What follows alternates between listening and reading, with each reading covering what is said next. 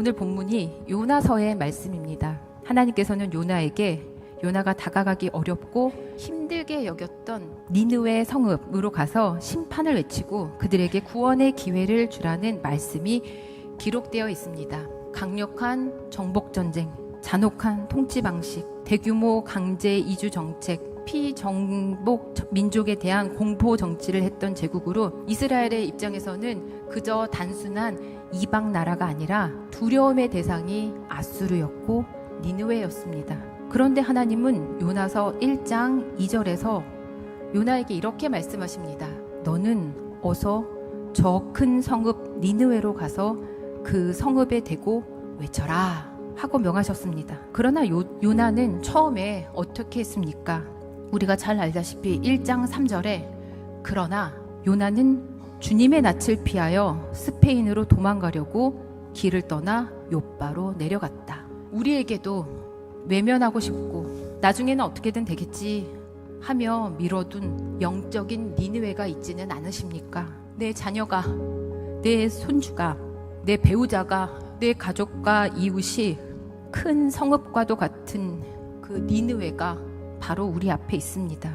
그러나 언제까지 우리가 멀리서 조용히 그저 눈물 흘리며 기도하고만 있을 수는 없습니다.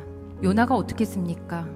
요나는 하나님 말씀에 불순종하며 니느웨와는 반대쪽인 스페인으로 도망가려고 했습니다. 그러나 주님의 낯을 피해 탔던 배 안에서 무슨 일이 일어났습니까? 주님께서 보내신 큰 바람으로 바다에 태풍이 일어나 배가 거의 부서질 지경이 되었다고 이야기하고 있습니다. 하나님은 요나를 뱃사람을 통해 바다에 던지게 하셨지만 바닷속에 빠져 죽게 내버려 두지 않으시고 요나를 큰 물고기 뱃속에 들어가게 하셔서 사흘 밤낮을 있게 하시고 다시 뭇에다가 뱉어내게 하심으로 살려주셨습니다.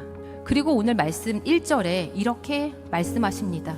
주님께서 또다시 요나에게 말씀하셨다. 하나님은 도망쳤던 요나를 또다시 부르십니다. 하나님은 불순종하고 도망쳤던 요나를 포기하지 않으셨습니다. 하나님은 좌우를 가릴 줄 모르는 사람들이 12만 명도 더 되고 짐승들도 수없이 많은 큰 성읍 니느웨를 포기할 수 없으셨기 때문입니다. 여러분도 혹시 자녀를 향한 기도, 가족을 향한 눈물을 멈추신 건 아니시지요? 그 이가 다가오거든 가만히 있다가 상황 봐서가 아닙니다. 찾아가서 두루뭉술하게 이야기해라, 속삭여라, 대충 얼버무려라가 아닙니다. 오늘 말씀 3절에 다행히 요나는 주님께서 말씀하신 대로 곧 길을 떠나 니느웨로 갔다 하고 말씀합니다. 성경에서 니느웨는 둘러보는 데만 사흘이나 되는 아주 큰 성읍이라고 설명하고 있습니다. 그런데 요나가 어떻게 했습니까? 요나는 그 성읍으로 가서 하룻길을 걸으며 큰 소리로 외쳤다.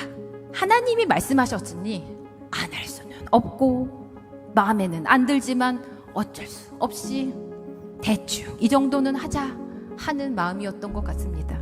부족한 모습에 요나의 억지스럽고 어쩔 수 없이 걸으며 외쳤던 그 외침으로도 하나님의 말씀은 역사하셨습니다.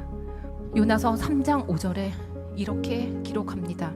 그러자 니느웨 백성들은 하나님의 말씀을 믿고 금식을 선포하고 그들 가운데 가장 높은 사람으로부터 가장 낮은 사람에 이르기까지 모두 굵은 베옷을 입었다. 절대 받아들여지지 않을 것 같았던 그들이 하나님의 말씀을 믿고 금식을 선포하고 회개하는 역사가 일어납니다. 그러자 요나서 3장 10절에 하나님께서 이렇게 마음을 돌리십니다. 우리가 진심으로 회개하고 돌아서서 하나님이 원하시는 모습으로 살아간다면 하나님은 마음을 돌리시고 노여움을 푸시는 분이십니다. 그러나 그 일을 하나님은 혼자 결정하지 않으십니다. 당신의 사랑하는 자녀들인 우리 각 사람을 통해, 우리의 입술을 통해, 우리의 행동을 통해 하나님은 역사하십니다. 오늘 전화 한 통, 따뜻한 문자, 가족들과 이웃을 향한 간절한 기도 한 자락으로 우리의 부족한 하룻길을 시작합시다. 그러면 하나님께서 일하실 것입니다.